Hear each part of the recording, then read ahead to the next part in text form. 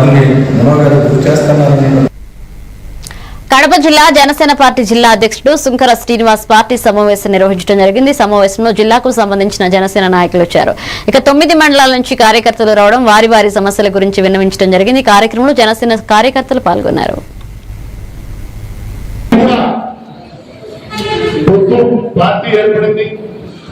గత ప్రభుత్వం మొత్తం సర్వనాశనం చేసింది రాష్ట్రాన్ని.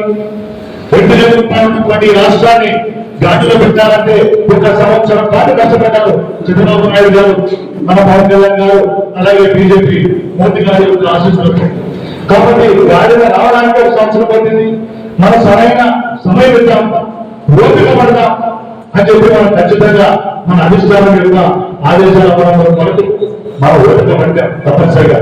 కానీ ఇవాళ మనకు సభ్యత్వ నమోదు కార్యక్రమం కూడా రాబోతుంది. అలాగే మన మార్చి 14 ఆవిర్భావ దినోత్సవం కూడా రాబోతోంది. స్థానిక సంస్థలు కూడా రాబోతున్నాయి.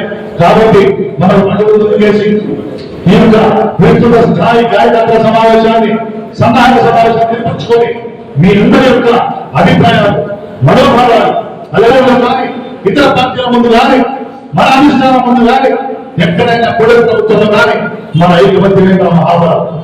మన ఐకమత్యంగా ఉంటూ ఒకే పద్ధతితో మనం నిర్ణయిస్తే, ప్రశ్నిస్తే మనం ఖచ్చితంగా సాధించుకోగలం.